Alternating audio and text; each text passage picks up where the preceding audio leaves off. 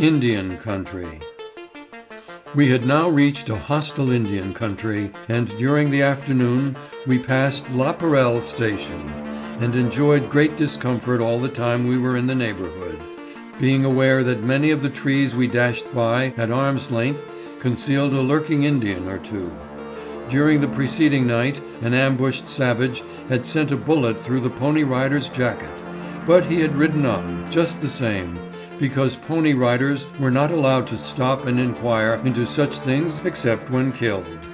As long as they had life enough in them, they had to stick to the horse and ride, even if the Indians had been waiting for them a week and were entirely out of patience.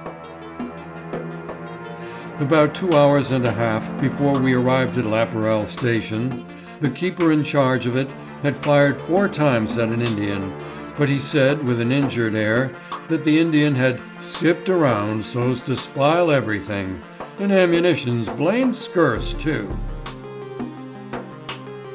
The most natural inference conveyed by his manner of speaking was that in skipping around, the Indian had taken an unfair advantage.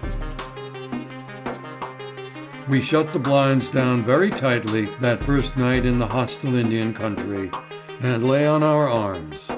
We slept on them some, but most of the time we only lay on them. We did not talk much, but kept quiet and listened.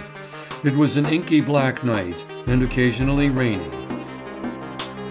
We were among woods and rocks, hills and gorges, so shut in fact, that when we peeped through a chink in a curtain, we could discern nothing.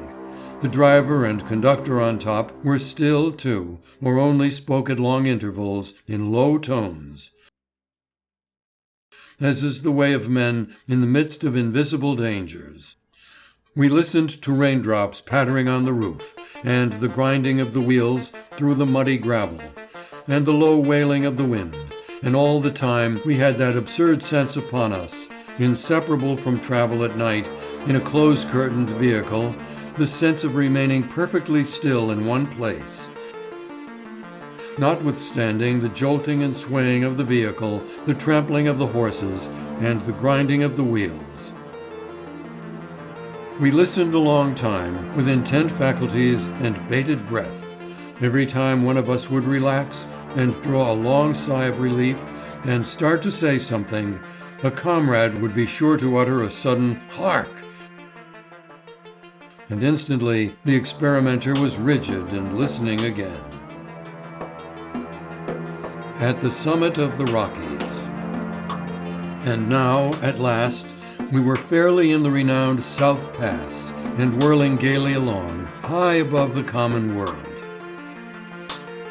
We were perched upon the extreme summit of the great range of the Rocky Mountains, toward which we had been climbing, patiently climbing, ceaselessly climbing, for days and nights together, and about us was gathered a convention of nature's kings that stood 10, 12, even 13,000 feet high.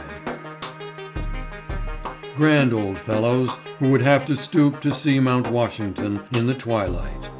We were in such an airy elevation above the creeping populations of the earth that now and then, when the obstructing crags stood out of the way, it seemed that we could look around and abroad and contemplate the whole great globe with its dissolving views of mountains, seas, and continents stretching away through the mystery of the summer haze.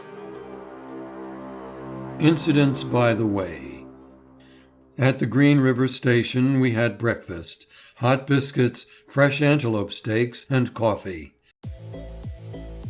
The only decent meal we tasted between the United States and Great Salt Lake City, and the only one we were ever really thankful for. Think of the monotonous execrableness of the 30 that went before it, to leave this one simple breakfast looming up in my memory like a shot tower after all these years have gone by. At 5 p.m. we reached Fort Bridger, 117 miles from the South Pass, and 1,025 miles from St. Joseph. 52 miles further on, near the head of Echo Canyon, we met 60 United States soldiers from Camp Floyd. The day before, they had fired upon 300 or 400 Indians, whom they supposed gathered together for no good purpose. In the fight that had ensued, 4 Indians were captured, and the main body chased 4 miles, but nobody killed. This looked like business. We had a notion to get out and join the 60 soldiers, but upon reflecting that there were 400 of the Indians, we concluded to go on and join the Indians. Mormon Beauties. Our stay in Salt Lake City amounted to only 2 days, and therefore we had no time to make the customary inquisition into the workings of polygamy and get up the usual statistics and deductions preparatory to calling the attention of the nation at large once more to the matter.